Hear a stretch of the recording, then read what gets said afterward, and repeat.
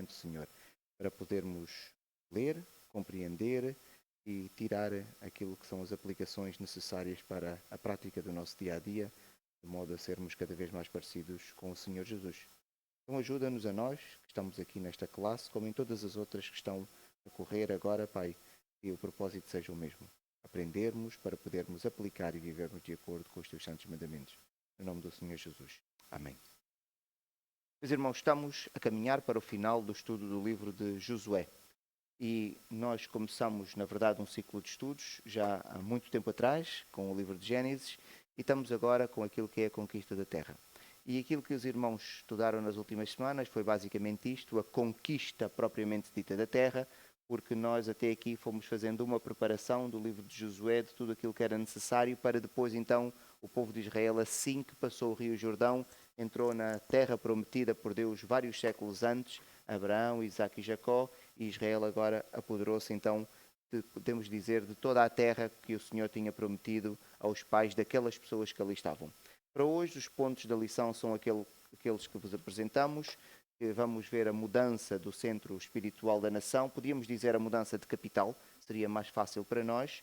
E depois vamos ver as implicações que isto também trouxe e a necessidade da terra ser distribuída. Na verdade, vamos dizer redistribuída, porque ela já tinha sido distribuída.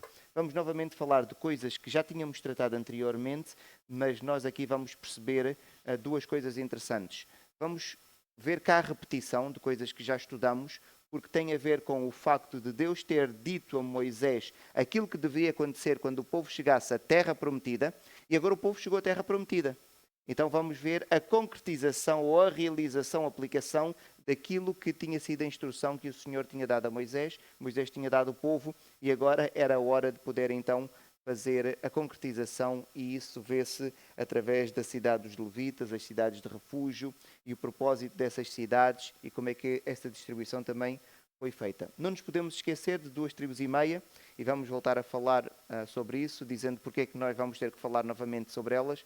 Na verdade, já falamos há algum tempo atrás, e depois vamos ver as últimas palavras de Josué e a maneira como ele agora vai se dirigir ao povo, e com isso nós terminamos o livro de Josué. Esperamos conseguir chegar ao final. Se não conseguirmos, damos continuidade depois, na outra semana, aos pontos que ficarem e se nós não tivermos tempo para os abordar.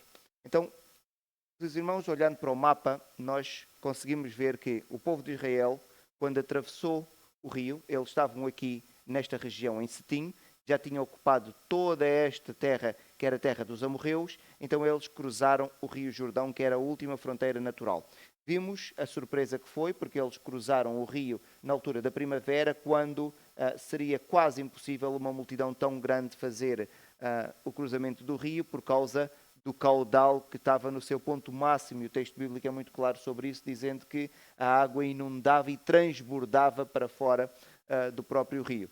Então o povo cruzou e estabeleceu-se aqui em Gilgal. E a conquista da terra deu-se a partir daquela região. E aquilo que os irmãos estudaram nas 2 semanas foi precisamente isso. E nós vimos que a conquista começou primeiro pela parte central da terra, e isto foi estratégico. Eu acredito que Josué pode não ter feito com intenção, mas se Josué estava a ser orientado pelo Senhor, o Senhor sabia porque é que era importante fazer a conquista a partir da parte central primeiro. Ao conquistar a parte central, não nos podemos esquecer que havia uma série de povos que viviam aqui nesta região. E estes povos, eles tinham as suas inimizades, mas quando normalmente há um inimigo comum, aquilo que os outros povos inimigos fazem é juntam-se para combater aquele inimigo comum, e Israel era o inimigo comum de todos os povos que aqui estavam, porque para estes povos Israel era o povo invasor. Então, quando Israel conquista a parte central da terra, vai criar aqui um corte entre a parte norte e a parte sul. O que foi importante, que não permitiu então que houvesse uma aliança de todo o território, porque aí numericamente o número seria muito grande. Não é que Israel não vencesse, porque estava com o Senhor, mas o Senhor também utiliza meios humanos para fazer aquilo que lhe apraz. Então, Israel vai conquistar a parte central e agora vai dividir a parte norte da parte sul. Depois vai conquistar a parte sul, e vimos que foi uma jornada contínua, que Josué vai iniciar, vai fazer um périplo, passando aqui por várias cidades, conquistando-as todas, e volta novamente a Gilgal. Ficou a faltar a parte norte, que depois foi a última parte da conquista. E como vem, quando conquista o sul, o norte não pode auxiliar porque Israel cortou o território ao meio. Então, estrategicamente, do ponto de vista militar, isto acabou por ser algo muito interessante da parte de Josué e do povo de Israel. E depois, por fim, vai conquistar a parte norte, que também eles coligaram-se todos sob a liderança de Azor, que era a cidade mais forte da região norte, e com isso então Israel, podemos dizer, conquista ali toda aquela terra. E se os irmãos forem ver, foram várias batalhas, mas podemos dizer que foram poucas campanhas. Houve uma campanha para a parte central, uma para a parte sul da terra e uma grande campanha com várias batalhas lá dentro, e assim Israel conquistou a parte norte do território. Depois desta conquista, então, vai haver aqui aquilo que nós chamamos de uma mudança, vamos dizer, da capital, embora não fosse uma capital. Este era sempre o ponto onde o povo se encontrava. Porquê? O centro religioso era em Gilgal, que era onde estava o tabernáculo, era onde estava a arca da aliança. Então, sempre que havia uma jornada, uma batalha, eles saíam de Gilgal, iam, por exemplo, para aqui e depois regressavam. Iam para aqui e regressavam, iam para aqui e regressavam. Aquele era o ponto de referência, era o ponto de unidade nacional. Quando agora a terra está conquistada, Israel domina, não é que todos os povos tivessem sido eliminados, nós vimos que houve a rebeldia de todas as tribos, e os irmãos mostraram isso na semana passada, parecia um refrão, as tribos tinham oportunidade de matar todas aquelas pessoas como o Senhor tinha ordenado, mas decidiram não o fazer. Mas havia um domínio total da terra, com várias bolsas pequenas que eles não tinham conquistado, aqui a região de Jerusalém, aqui a região dos filisteus, mas de uma maneira geral podemos dizer que Israel já dominava toda a terra. Então agora eles vão fazer uma mudança do centro religioso que vai sair de Gilgal e vai estabelecer-se aqui em Siló. Siló vai passar a ser o centro espiritual da nação até Davi mudar para Jerusalém. Então estamos a dizer até o tempo da monarquia. Apesar, por exemplo, do rei Saul estabelecer uma outra capital, mas o centro espiritual é lá ali. Tanto que nas Sagradas Escrituras, mesmo nos livros proféticos, escritos muitos anos depois desta conquista da terra, e já depois de Jerusalém ser a capital política e espiritual da nação, Siló continuou a ser uma referência da espiritualidade. E por isso, sempre que na Bíblia fala em Siló, nós sabemos que está a falar de um lugar consagrado ao Senhor, de um lugar santo. O próprio Messias, o Senhor Jesus Cristo, um dos seus vários nomes é precisamente também Siló. E nós conseguimos perceber por ser algo espiritual consagrado ao Senhor. Então agora, o centro espiritual da nação vai passar para ali. Nós sabemos que não há uma separação entre a religião, a prática da religião e aquilo que é a lei civil na prática das pessoas do dia a dia. Então, onde está o tabernáculo é onde tudo acontece. E o que é que vai acontecer quando agora a capital muda para ali, para Siló? As tribos que estavam aqui em torno do tabernáculo, o que é que fazem? Migram também todas e vão se estabelecer ali naquela região. E o texto diz, reuniu-se toda a congregação dos filhos de Israel em Siló e ali armaram a tenda da congregação, que é onde estava o tabernáculo, e eles estabeleceram-se ali naquele lugar e, como disse, vai ficar até o estabelecimento da capital. Os irmãos que já conhecem a história bíblica, lembram-se quando nós temos o início da história de Samuel, é precisamente, a história passa-se ali naquela região, em Siló. É onde Samuel acaba por crescer, porque ele, como é uma criança que foi um desejo de um pedido da mãe ao Senhor, o Senhor, quando concedeu, ela disse que o entregaria ao Senhor. Então, quando ele foi desmamado, ele foi levado até ao sacerdote e ele cresceu ali naquela região. Então, nós vemos que as tribos, como disse, estavam aqui, elas vão então migrar e vão se estabelecer ali naquela região também. Isto é interessante porque podíamos dizer que há aqui uma espiritualidade da parte destes povos, da parte destas tribos, porque elas querem estar perto do centro religioso. Se traduzíssemos para o nosso contexto, seria qualquer coisa como eles querem estar perto da igreja. Então imaginem que nós tínhamos uma organização semelhante e aqui, nesta parte da cidade de Loures, era onde estava o tabernáculo, que era exatamente as nossas instalações. Então seria como se estas tribos todas agora viessem a viver nas vivendas que estão aqui ao redor da igreja. O que aparentemente é um comportamento de grande espiritualidade, nós, quando conhecemos as Escrituras, percebemos que havia, na verdade, uma certa desobediência. Porquê? O povo tinha caminhado no deserto durante quanto tempo? 40 anos.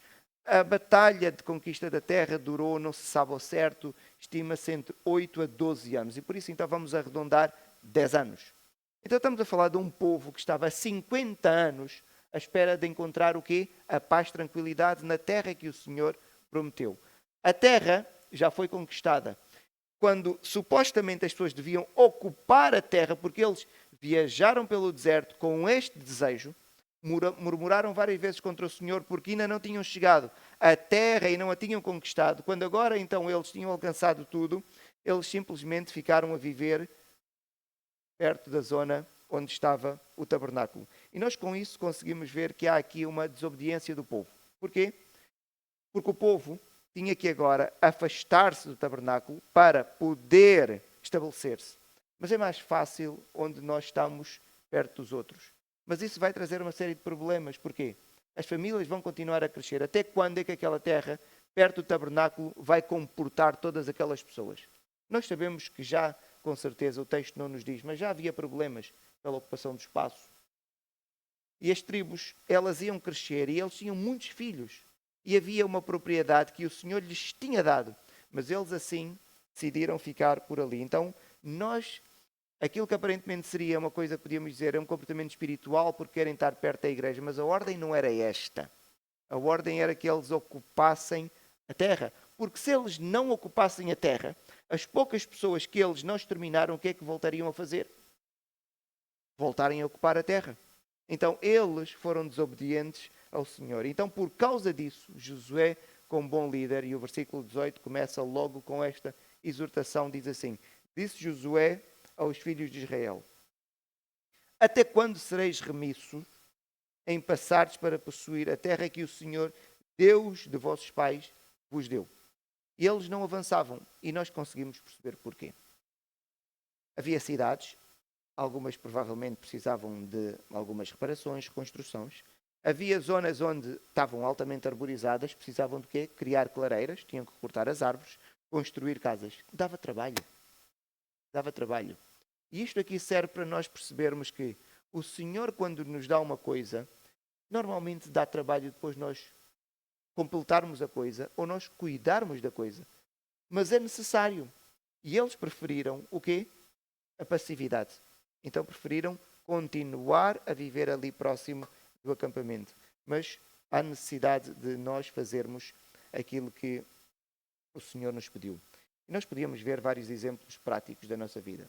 Imagina que o Senhor, alguém quer constituir uma família e o Senhor permitiu que esta pessoa pudesse ser uma família. Há trabalho. O trabalho vai ser o relacionamento entre homem e mulher, vai ser a educação dos filhos. Há trabalho a fazer. E estar na igreja não é demonstração de espiritualidade. A família tem que sair da igreja, não pode ficar aqui. O espaço não é para isso. Tem que ocupar o espaço que o Senhor permitiu a família ter. E agora tem que trabalhar para mantermos a unidade familiar. E vários exemplos podíamos dar que estar na igreja não é demonstração de espiritualidade muitas vezes. E aqui estar perto do tabernáculo claramente era demonstração de desobediência, porque a ordem era ocupar a terra. E nós não nos podemos esquecer que nós, quando falamos na terra, falamos sempre deste bocadinho. Os irmãos lembram-se daqueles mapas que nós tínhamos visto? Se Israel ocupasse verdadeiramente a terra que o Senhor tinha prometido, vinha desde cá de baixo e até, se o mapa tivesse aqui completo, ia ter mais ou menos aqui, qualquer coisa cá em cima, onde seria a região hoje que nós conhecemos como Turquia. Então eles tinham mesmo que sair e continuarem a ter filhos para expandir-se e ocuparem verdadeiramente a terra que o Senhor tinha dado. Só que a pergunta é, Josué, quando disse estas palavras aos filhos de Israel, estava a falar particularmente para quem? Para todo o povo? Para aqueles que ainda não tinham ocupado? Podem-me dar exemplo, por exemplo, de uma tribo para quem estas palavras não serviam? Judá, por exemplo, ou, não se esqueçam que havia tribos do outro lado do rio, essa já tinha ocupado. Gad, Ruben e metade da tribo de Manassés. Então, na verdade, Josué estava a falar para as restantes tribos. E esta era a pergunta, Josué estava a falar para quem? Então estava a falar para as 7 tribos que ainda não tinham ocupado a herança que tinham recebido do Senhor. E quando nós olhamos para o mapa, nós conseguimos perceber Judá, e os irmãos estudaram isso nas semanas que passaram, por exemplo, o exemplo de Caleb, que estavam ali perto de Gilgal, e Caleb disse, olha, eu quero ocupar aquilo que o Senhor me prometeu. E ele até vai ter com Josué e diz assim, tu lembras-te daquilo que nos foi prometido a nós dois? Estávamos juntos. E a mim me foi prometido uma terra. Eu não quero ficar aqui perto do tabernáculo. Eu quero apropriar-me daquilo que é meu por direito dado pelo Senhor. Então Caleb e várias pessoas da tribo de Judá ocuparam aqui a região sul do território.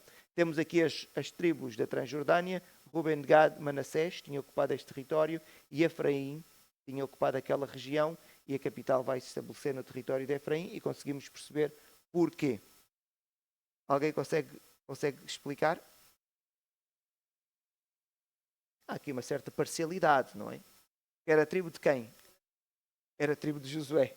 Exatamente. E o líder queria estar na sua tribo. E Josué não foi remisso, também ocupou a terra que lhe tinha sido dado por herança. E naturalmente a tribo de Efraim seguiu Josué. E por isso, estrategicamente, a capital do território, o centro espiritual, vai se estabelecer ali. Então agora Josué vai incentivar as 7 tribos, porque eles com certeza tinham desculpas. Quando nós vemos o pedido de Josué, porque eles se calhar estavam a dizer, mas vamos para onde exatamente? No mapa não conseguimos nos orientar. E com certeza havia várias desculpas para eles permanecerem e não ocuparem a terra. Então vejam aquilo que Josué vai dizer. Vai dizer o seguinte, de cada tribo, nós estamos aqui no versículo 4 do capítulo 18, escolhei 3 homens para que eu os envie e façam dele um gráfico relativamente à herança das tribos. Basicamente era, vão, percorram a terra, façam um mapa e tragam-me aqui o mapa, vão cartografar a terra. E depois, com o mapa da terra, na presença destes príncipes de cada tribo, nós vamos sortear. Consoante o número de pessoas que cada tribo tem, nós vamos sortear para que vocês saibam qual é a parte que devem ir e ocupar. E foi isso que aconteceu. Então eles vão, cartografaram a terra, fizeram um mapeamento de toda a terra e trouxeram então este mapa a Josué. Lançaram sortes e com isso então as tribos ficaram a saber exatamente qual era o território que pertencia a cada uma delas. Na verdade isso já tinha sido feito, mas Josué vai pedir para fazerem novamente. E diz assim o texto, foram, pois, os homens, passaram pela terra, levantaram dela o gráfico, cidade por cidade, em 7 partes num livro. Mostra que houve aqui um registro material. Não foi simplesmente uma fixação de memória, mas houve aqui um registro material do território e agora eles apresentaram isso a Josué. Josué, quando pega neste mapa, na presença do sumo sacerdote, os príncipes das tribos, faz o quê?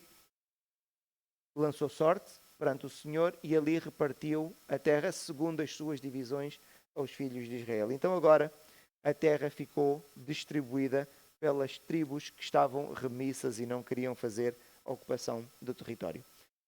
Se olharmos para o mapa, vamos ficar com qualquer coisa como isto aqui que eu vos apresento. As tribos remissas podemos entender que eram aquelas, e elas então vão agora ocupar o território desta forma. Nós temos alguns mapas coloridos. Na verdade, nós não sabemos exatamente, apesar da Bíblia ser muito detalhada, mas eu coloquei aqui os nomes para os irmãos perceberem mais ou menos onde é que as tribos estavam. Podemos dizer que a sul nós tínhamos praticamente a tribo de Judá, Simeão e Benjamim. Depois temos aqui as tribos centrais, que era Dan, Efraim e meia tribo de Manassés. E a norte temos então aqui estas outras tribos, Isacar, Zabulon, Naftali, Aser, e ali um enclave também que pertencia a Dan. E depois temos na Transjordânia estas tribos que nós já sabíamos que se tinham estabelecido. E nós temos então esta distribuição. E desta forma nós conseguimos perceber agora o mapa e com isto as tribos saíram aqui da região de Siló, onde estavam, e começaram a ocupar a região. Nós vamos perceber com o livro dos Juízes o que é que aconteceu com Dan para poder migrar aqui para norte, porque se os irmãos conhecem já o mapa, aqui é a região da terra dos filisteus. E sempre Israel teve muita dificuldade para conquistar este território, Tanto que só no tempo de Davi, estamos a falar há alguns séculos depois, é que Israel consegue ocupar a terra dos filisteus. Então, os danitas, por exemplo, a tribo de Sansão, eles não conseguiram conquistar este território e eles, então, migraram e ocuparam ali uma região a norte, que é o chamado enclave de Dan. Então, meus irmãos, nós temos aqui o território mais ou menos mapeado desta forma. Se os irmãos me perguntarem, é importante sabermos este mapa? Eu vou dizer que não. A salvação não é importante. Mas para um estudioso das Sagradas Escrituras, eu diria que sim. Até porque toda esta informação que nós estamos a dar não é para os irmãos guardarem conhecimento histórico. Conhecimento histórico é importante? É fundamental? Não. Mas dá jeito também. Mas se nós somos estudantes da Bíblia, e nós aqui já não estamos a falar do amor de Deus ou da salvação, estamos a estudar a Bíblia para tirarmos aplicação prática para nós, mas também para conhecermos as Escrituras. Este conhecimento é útil para interpretar profecias, para interpretar tudo aquilo que vem depois disto. E é para brincar com os irmãos, quando nós conhecemos um mapa, eu consigo perceber, através de palavras proféticas, por exemplo, de onde vinha o Senhor Jesus. Onde é que ele iria mudar de casa? Onde é que ele iria viver? Por exemplo, fixem aqui esta região mais a norte. Estão a ver? Temos aqui Zacar, Zebulon, Naftali. Aqui a volta daquilo que nós conhecemos como o mar da Galileia. Por exemplo, quando lemos a palavra do profeta Isaías, diz o seguinte: mas para a terra que estava aflita não continuará a obscuridade. É uma palavra profética. E está a falar do Messias profetizado. Então, diz assim: Deus, nos primeiros tempos, tornou desprezível a terra de quê? Zebulon e de Naftali. Está aqui. Mas nos últimos tornará glorioso o caminho do mar. O caminho do mar, porque isto era um caminho que ligava aqui a Transjordânia, aqui ao mar, não é? E depois diz o quê? Além do Jordão, Galileia dos gentios. A terra de quem? Zebulon e Naftali. Quando nós lemos a profecia, só faz sentido quando depois vemos a sua concretização e nós encontramos isso em Mateus, diz assim: e deixando Nazaré, está a falar do Senhor Jesus, foi morar em Cafarnaum. Fica aqui. Não é? Nos confins de quê? Zebulon e Naftali, para que se cumprisse o que foi dito pelo profeta Isaías. Nem que seja para nós depois vermos como a Bíblia toda forma uma unidade extraordinária.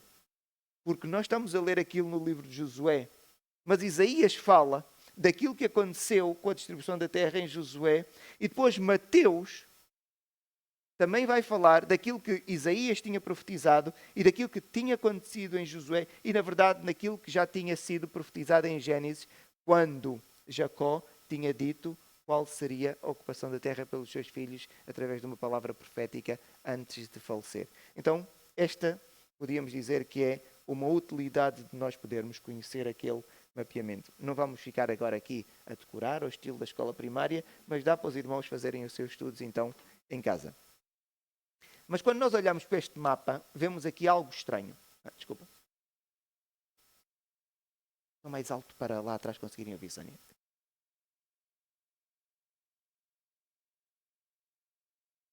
Foi por sorte, sim. Interessava. Vamos ver agora mesmo. Sim, sim. Interessava. Por isso vamos ver agora aquele que eu vou explicar que a tribo de Simeão vai ajudar a perceber isso.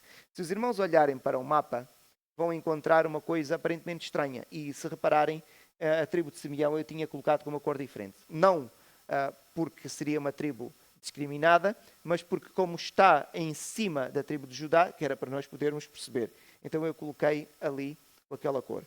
E a pergunta é precisamente esta: o que é que aconteceu com a tribo de Simeão? Porque é que a tribo de Simeão vai ficar ali dentro, podemos dizer, num enclave, dentro da tribo de Judá? Por que é que isto terá acontecido? Os irmãos vão ver que a herança de Simeão é dada ali. Porquê? Porque Judá, quando houve a distribuição da terra, Judá era uma tribo numerosa. Então Judá ocupou muito território. Ocupou mais do que a capacidade que tinha para conseguir ocupar verdadeiramente o território todo. Quando agora vão cartografar e vão perceber, ok, então esta tribo tem este número de pessoas, vai para aqui, esta vai para aqui, e alguém disse, mas Simeão não tem assim tanta gente. não precisa de ocupar um território, porque Judá, como tem território a mais, então Simeão é colocado dentro da tribo de Simeão, num espaço que é ali criado, porque a distribuição foi precisamente considerando o número de pessoas. E a Bíblia nisto é muito clara. Então, a tribo de Simeão acaba por vir ocupar aqui um bocado de território que Judá se tinha apropriado, mas como Judá era grande, mas não era tão grande assim para ocupar todo aquele território. Então, Simeão vai acabar por receber a sua herança ali. E quando os irmãos olham para os censos, o último censo que foi tirado, porque nós encontramos 2 censos que nós estudamos, o último que nós vimos, nós encontramos isto. E isto é interessante ver a matemática bíblica aqui a funcionar. Vejam qual é a tribo mais pequena. Eu coloquei aqui a ordem, ou seja, desde a tribo com mais pessoas, que é a tribo de Judá, até a tribo com menos pessoas. Quando eles entraram na terra, foram os últimos censos, feitos, vamos dizer, sensivelmente 10 anos antes. Quando nós olhamos para este censo, nós percebemos que a tribo mais pequena qual era? Simeão. Então, Simeão, como era a tribo mais pequena, ocupou aqui um pouco do território que inicialmente tinha sido atribuído a Judá. E nós com isso percebemos que a distribuição do território não tinha nada de espiritual. Quer dizer, tinha também de espiritual, mas tinha também de prático. Porque é uma questão agora de nós vermos o número de pessoas da tribo, a quantidade de território que é necessária e com isso nós então agora vamos fazendo aqui a distribuição, porque não se esqueçam, eles tinham recebido um mapa, a cartografia do território e agora foi dizer, olha, vocês têm muitos, ocupem esta terra, vocês têm mais ou menos, ocupem esta e desta forma fez-se então a distribuição do povo pelas várias tribos. Quando eu disse não tinha nada de espiritual, eu exagerei naquilo que disse. Porquê? Simeão estar aqui vai ter implicações. Vou já adiantar a história, mas para os irmãos que estão curiosos para saber o que é que vai acontecer e quando vai acontecer, estou daqui a muitas semanas, daqui provavelmente a vários meses. Nada para os irmãos ficarem com a curiosidade e assim vamos permanecendo e vamos estudando juntos, mas nós vamos ver qual é a implicação de Simeão estar aqui. Eu posso já adiantar-vos, mas depois vamos perceber um bocadinho melhor. Então vejam o seguinte, no futuro, eu adianto-vos já, vai haver um conflito, vai haver divergência entre as tribos. E podemos dizer que Israel vai ficar dividido, vai se partir. Então temos até aqui um povo, não é? Vamos dizer um reino. Ainda não é uma monarquia, vamos dizer um reino que é mais fácil para nós. Este reino vai ser dividido. Israel vai se partir ao meio, vai se partir mais ou menos aqui assim nesta região. Estão a ver? E o que é que vai acontecer? Vai haver Judá, o reino de Judá, e vai haver as outras tribos, que vão ficar todas unidas. Judá vai ficar com Benjamim, Benjamim vai ficar aqui, sensivelmente, era uma tribo muito pequenina também. Então vai ficar Judá e Benjamim e as outras tribos todas. Então o reino vai ser cortado, vamos dizer aqui, sensivelmente aqui. Ok? Então se é Judá e Benjamim e depois a norte ficam todas as outras, Simeão está a norte ou está a sul? Então Simeão o que é que vai ter que fazer? Vai ter que migrar para onde? Para norte. Só que nós temos um problema bíblico. A propriedade pertence quando um povo tem uma propriedade. Imaginem, por exemplo, que esta sala era propriedade da minha família. A Bíblia a lei de Moisés tinha regras. Por exemplo, da apropriação do território. Se isto pertence à minha família, algum dia podia pertencer a uma das vossas famílias? Não. Porque o território tinha que ficar sempre na família da tribo de origem. E vimos até situações de um homem ter filhas, não é? Se a filha casasse com um homem de outra tribo, ela seria adotada pela outra tribo, mas isso não podia acontecer. Porquê? Porque o território, se ela tivesse uma herança, ficava na família do esposo. Não podia acontecer. Então, se Simeão vai migrar para norte e não se pode apropriar do território de outras tribos, então Simeão vai viver sempre em território de outra tribo, nunca vai ter a sua própria terra.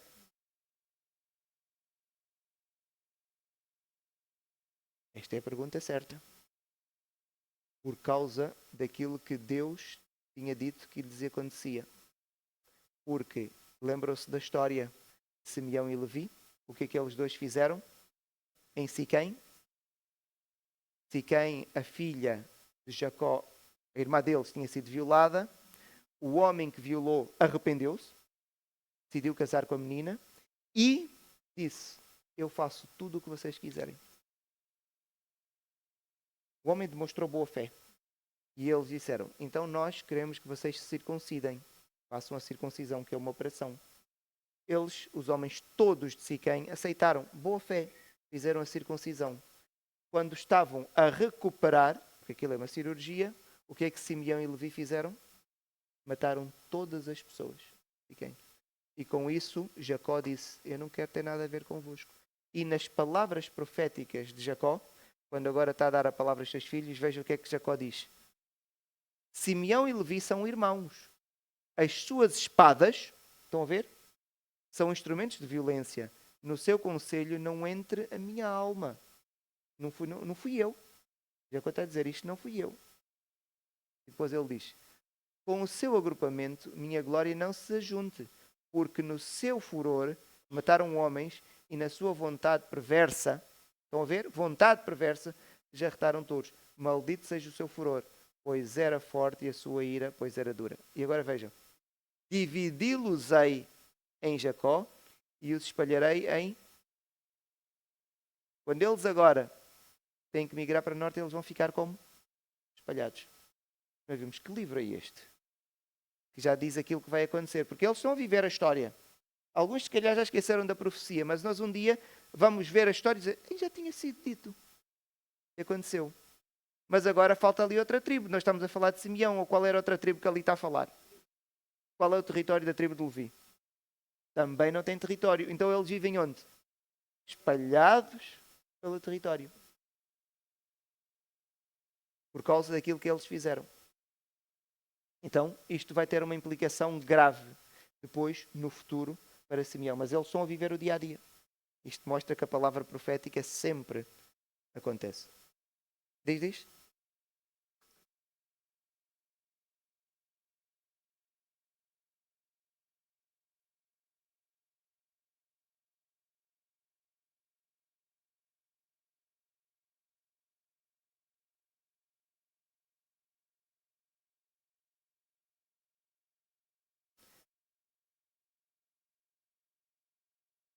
Porque Levi foi mais zeloso.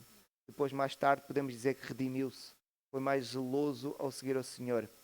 Lembram-se da história em que Israel estava acampado no território, estava ainda do outro lado do Rio Jordão, e alguém queria amaldiçoar. E não conseguiu. A história de Balão e Balaque. E não conseguiu porque o Balaque pediu a Balão, os nomes são parecidos, para amaldiçoar Israel. O tal Balão, que era um profeta, quando ia para amaldiçoar, ele não conseguia. Não saía nenhuma palavra de maldição, pelo contrário, saía palavra de bênção. O Balaque, que lhe estava a pagar para amaldiçoar, diz: então eu estou-te a pagar para tu amaldiçoares e tu cada vez que falas só dizes bênção. E o Balão dizia: olha, eu bem tento, não consigo. O Senhor não me permite.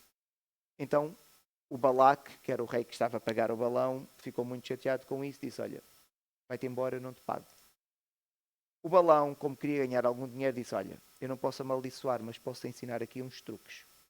Então ensinou o que é que ele podia fazer, que era usar as mulheres dos moabitas para seduzir os israelitas. Então as mulheres moabitas começaram a seduzir Israel e aquilo tornou-se num estado tal que era quase uma orgia. O texto descreve uma história que era quase se fosse uma orgia. E quando Moisés vê aquilo acontecer e as pessoas estão a ter um comportamento imoral, sem nenhum pudor, e há alguém que passa da tribo de Simeão, passa com uma mulher moabita, na frente da tenda da congregação, onde está Moisés em pânico, por ver o estado espiritual da nação, então, e entra na tenda para ir ter relações sexuais com uma mulher. E Moisés, então, convoca o povo e diz: quem é do Senhor, vem até mim. E qual foi a tribo que rapidamente se juntou? Foi Levi. E o Senhor disse: pelo zelo que tiveste, eu vou-te abençoar. Não exatamente com estas palavras. Então o Senhor acabou por abençoar Levi pelo zelo que teve pela pureza espiritual da nação. Mas como não tinha direito a território, porque já tinha sido profetizado, mas Deus disse, eu vou-te dar algo melhor ainda. A tua herança não é terrena, é o Senhor, pelo zelo que tiveste em preservar a espiritualidade da nação. E isto é irónico, porque as duas tribos estão envolvidas. Uma tem zelo e a outra, um príncipe, está a ter um comportamento imoral na frente de toda a gente. E não foram as pessoas daquela tribo que foram contra o seu próprio príncipe. Não. Tiveram aqui pessoas de outra tribo. E por isso, então, Levi ganha este direito especial de ter a herança que é o Senhor. Então, avançando, meus irmãos, com as tribos estabelecidas, nós agora não nos podemos esquecer daquilo que Moisés tinha dito, que quando o povo ocupasse a terra tinha de fazer. Porquê? Tínhamos que ter agora aqui as chamadas cidades de refúgio. Porque a lei tinha uma coisa que era chamada lei da retribuição, lex talionis, que alguém que fazia alguma coisa, a sentença para esta pessoa era ter uma pena proporcional. Não é? Então, alguém matava o meu irmão, eu tinha o direito de me vingar. E eu tinha-me direito de vingar na mesma proporção. Então, imaginem que alguém matou o meu irmão, o que é que eu podia fazer com esta pessoa que matou o meu irmão? Matá-la. E estávamos a cumprir a lei. Só que, às vezes, as coisas acontecem por acaso, por sorte, por azar. Então, havia necessidade de proteger as pessoas que mataram outra, mas sem intenção. Imaginem que eu matei um de vocês sem intenção, sem querer. A trabalharmos juntos, eu dei-vos um toque e vocês caíram de um andaime. Não há intenção, não há dolo. Mas o vosso irmão, na altura do luto, do sofrimento, ele não está a pensar nisto. O que é que ele quer? Ele quer agir emocionalmente. E o que é que ele quer fazer comigo? Matar-me. Mas eu não fiz com a intenção. Aí não se pode aplicar a lex talionis. Então, criaram-se as cidades de refúgio. Era precisamente para isto. Eu agora, disse, não fiz nada, mas a lei permite que ele me mate. E o que é que eu vou fazer? Eu não posso ir para casa. Então, eu tinha que fugir para uma das cidades de refúgio. Quando eu entrasse naquele território da cidade de refúgio, o vingador, é assim que a Bíblia diz, não podia entrar. Ele não podia entrar, tinha que cumprir a lei. Na cidade de refúgio não pode entrar. Então, eu tinha que ficar na cidade de refúgio. O sacerdote daquela cidade tinha que convocar um tribunal para fazer o julgamento, para apurar-se se verdadeiramente eu tinha agido com dolo, com intenção ou não. Se tivesse agido com intenção, qual seria a pena para mim? Seria a morte. Se eu não tivesse agido com intenção, iria-se concluir, olha, ele não agiu com intenção, não se pode matar esta pessoa. Foi sem querer. Mas o vingador continua lá fora. Então a lei dizia, eu tinha que continuar a viver na cidade até a morte do sumo sacerdote. Quando o sumo sacerdote morresse, então agora eu tinha a liberdade de sair, ou seja, era dar tempo para que o tempo fizesse o seu trabalho e aquietasse o coração do vingador. Então tinha que haver cidades de refúgio espalhadas pelo território, não podia haver uma parte do território em que a cidade era muito longe, isto não podia acontecer. E vemos que até administrativamente o cuidado que o Senhor tem para garantir que houvesse cidades de refúgio deste lado e deste lado, porque havia aqui também 2 tribos e meia. Então temos aqui o território espalhado com várias cidades dos levitas e entre as quais havia 6 cidades de refúgio.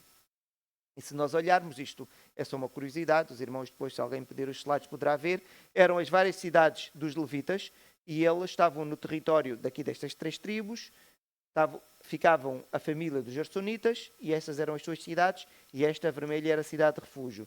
E depois os irmãos vêm aqui nestas 3 tribos, de Zebulon, Gad e Ruben, ficavam os meraritas, cidades que eram para os levitas e depois tínhamos aqui estas 2 cidades de refúgio. E assim havia as cidades dos levitas, 48, sendo que 6 delas eram as cidades de refúgio. O que é que era uma cidade levita? Nós também já tínhamos visto. Era um espaço que lhes era atribuído, havia cidade e depois havia aqui um espaço de terreno, não chegava a 1 quilómetro, mas era uma área extensa ainda. Os irmãos, se quiserem, considerem a cidade de Loures e depois dão mais 1 quilómetro de raio para todos os lados, e isto era o território para os levitas. Este espaço servia para a pastagem, para toda a vida mais rural e uso comunitário da parte dos levitas. E isto era aquilo que a lei tinha prescrito, e agora que eles tinham ocupado a terra, então era a hora de fazer com que isto se pudesse concretizar, e assim foi. Pergunta, meus irmãos, porquê que os levitas foram espalhados? Já percebemos, tinha sido profetizado, mas, por exemplo, Simeão estava concentrado. Porquê que havia necessidade dos levitas estarem? Os levitas podiam ficar todos em Siló. Seria uma espécie de Vaticano. Ficavam todos juntos ali. Porquê que isto não aconteceu? Exatamente. Porque eles tinham a responsabilidade do ensino. Se eles tinham a responsabilidade do ensino e também as questões de juízo, julgamentos, então nós tínhamos de ter aqui, podemos dizer, tribunais em várias comarcas.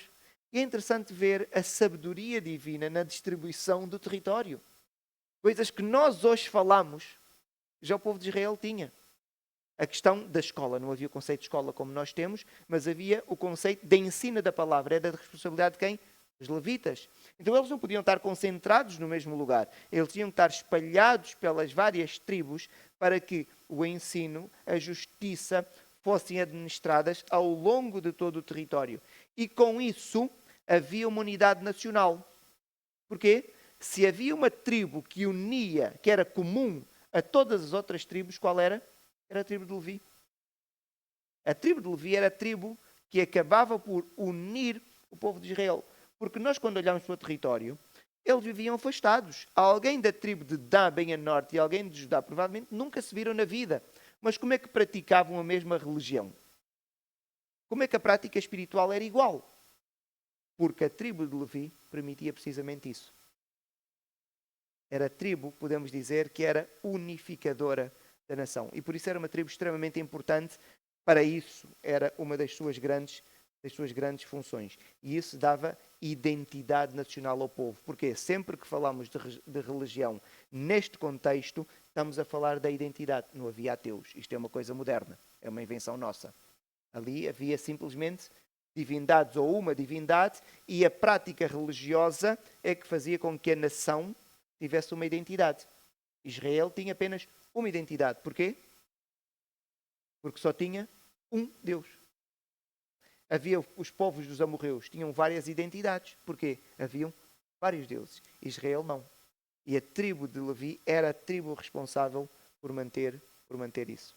Então, meus irmãos, a terra está conquistada, podemos dizer que está organizada e já temos condições para ela ser administrada. Falta-nos uma coisa. Há um grupo de homens que nós temos que tratar deles ainda. Lembram-se de quem são? A ideia do estudo ser sequencial. É importante os irmãos irem guardando a informação, porque ela de vez em quando é necessária lembrarmos de algumas coisas que aconteceram no passado. Lembram-se? Sim. Alguém lembra-se que nós ainda temos que tratar alguma coisa com vários homens?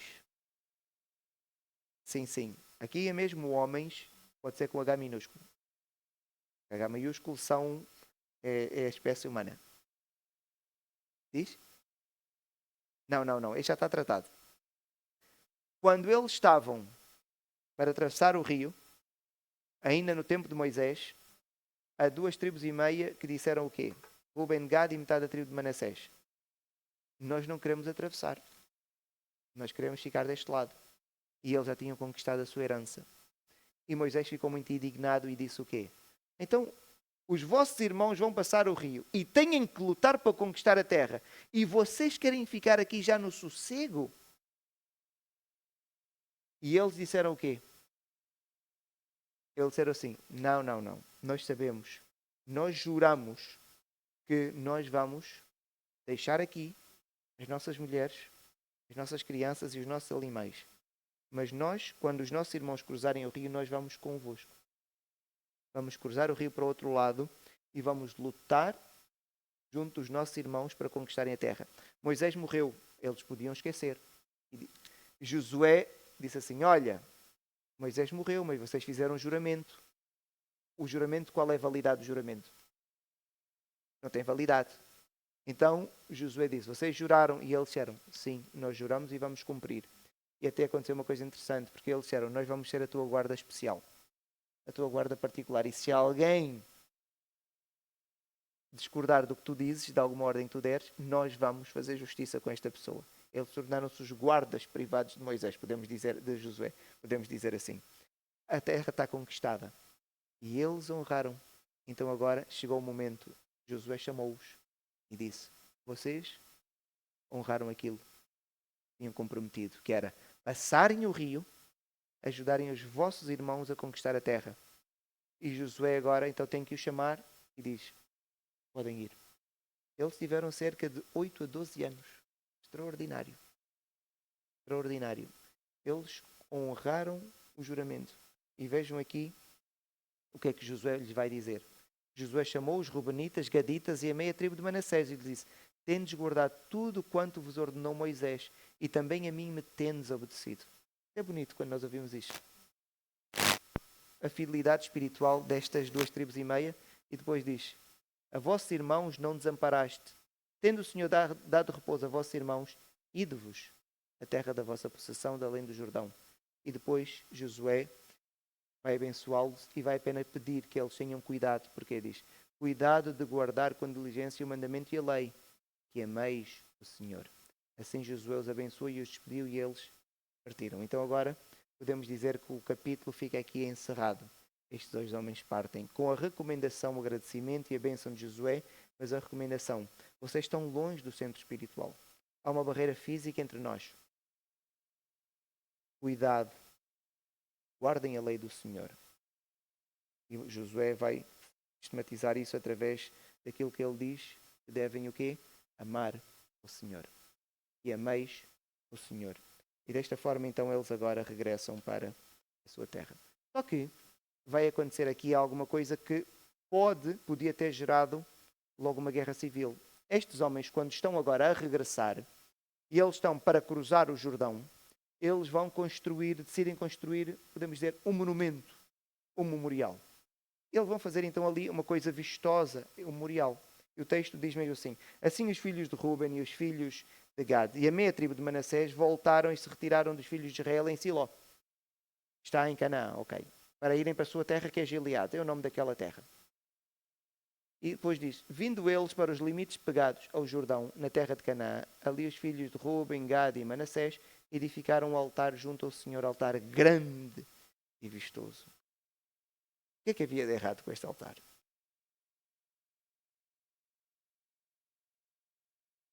Se alguém identificar alguma coisa de errada com este altar. Ou o que é que poderia parecer que este altar tinha de errado? Qual era?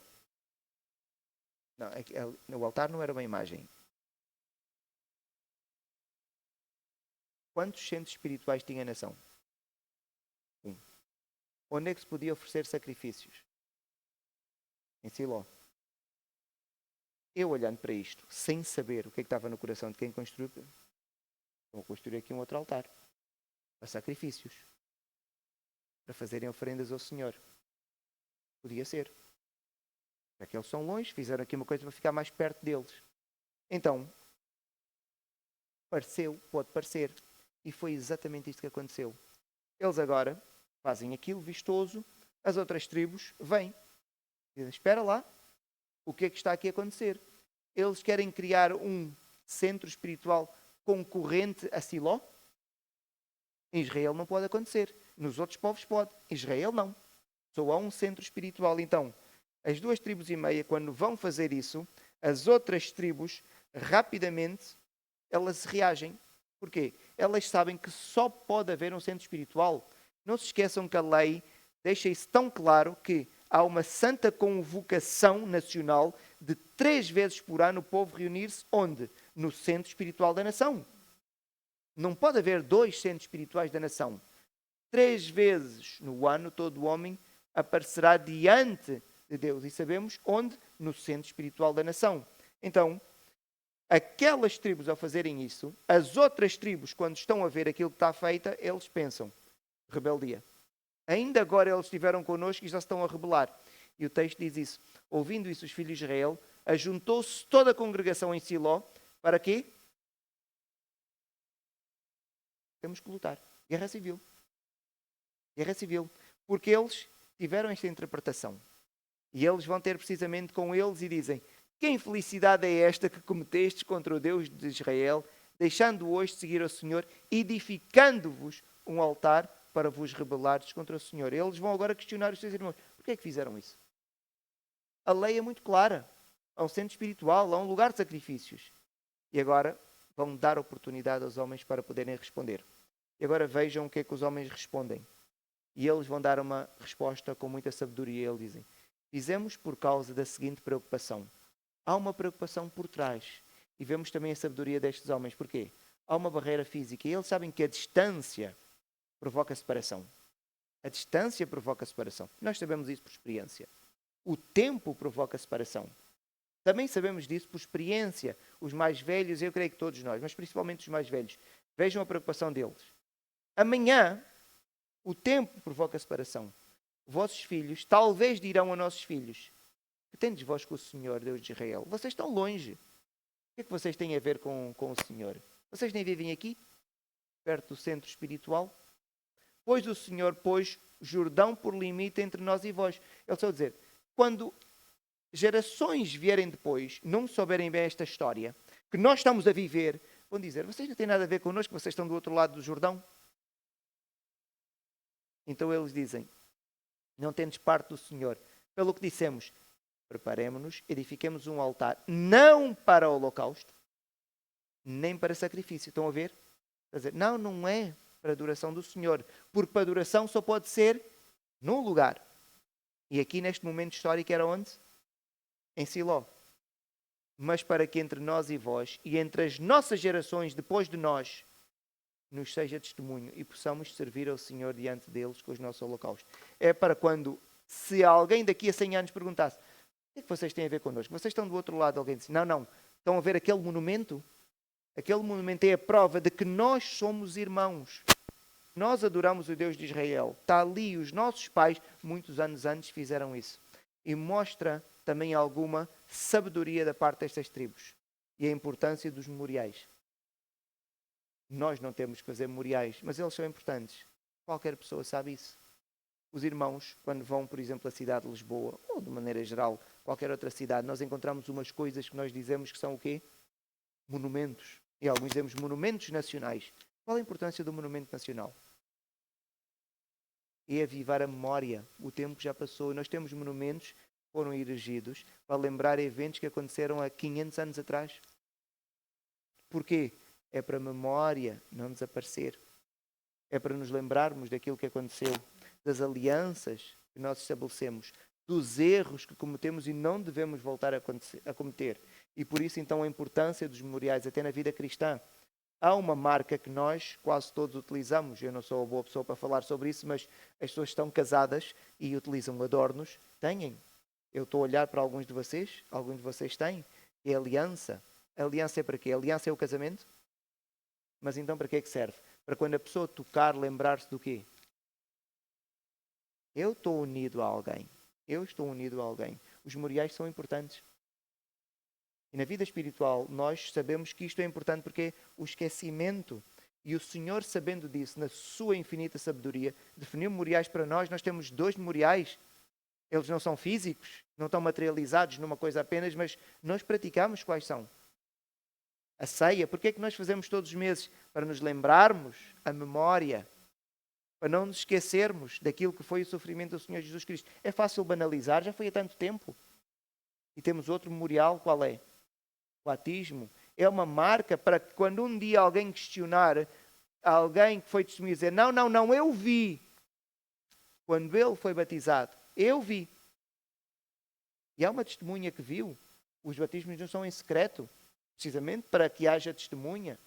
Então, os memoriais são importantes para a nossa vida espiritual. E os irmãos podem ter um versículo em casa, nós temos uma fotografia de família, há famílias que têm uma Bíblia aberta em casa. A Bíblia não é sagrada, mas ajuda a lembrar aquilo que a palavra do Senhor representa. Então, a ideia do memorial é uma ideia interessante e é importante, e é isso que eles vão acabar por fazer. Estas 2 tribos e meia, agora explicando o que vai acontecer é que as outras tribos percebem e dizem, faz sentido. Não é? E todos foram unânimes. Diz assim, ouvindo depois Finéias estava aqui a representar o pai, que era Eleazar, o sumo sacerdote. Finéias, o sacerdote, e os príncipes da congregação e os cabeças dos grupos de milhares de Israel, que com eles estavam, as palavras que disseram os filhos de Ruben, os filhos de Gad e os filhos de Manassés, deram-se por satisfeitos. E eu gosto da maneira como isto foi tratado. Foi tratado com seriedade, não houve aqui abordagens indiretas, não houve nenhum comentário sarcástico, não. Isto foi tratado com seriedade, isto é uma coisa grave. E isto aqui é ensino para nós. Quando há alguma coisa grave, nós abordamos com seriedade e de forma objetiva, não andamos com rodeios. Temos que perguntar objetivamente do que é que se trata. E desta forma, tudo ficou esclarecido. Então eles agora partiram e podemos dizer que, finalmente, as tribos foram para as suas casas. Nós não temos muito mais tempo, vamos guardar as últimas palavras de Josué para a próxima lição, mas basicamente podemos dizer que com isso nós terminamos o livro de Josué. E vamos começar então, depois logo, o livro seguinte, porque é o livro que vem na cronologia, que é o livro de Juízes. O livro de Juízes é a história que aconteceu depois da morte de Josué e Eleazar. Então, há um tempo que acontece, morre Josué, morre Eleazar, o sumo sacerdote, as pessoas contemporâneas deles morrem todas, e nós sabemos que o tempo provoca esquecimento. Mas não vou adiantar muito mais, porque na próxima semana estaremos cá para dar continuidade. E ouvi dizer que a lição será muito boa. Por isso, fica aqui o desafio. Muito obrigado, meus irmãos.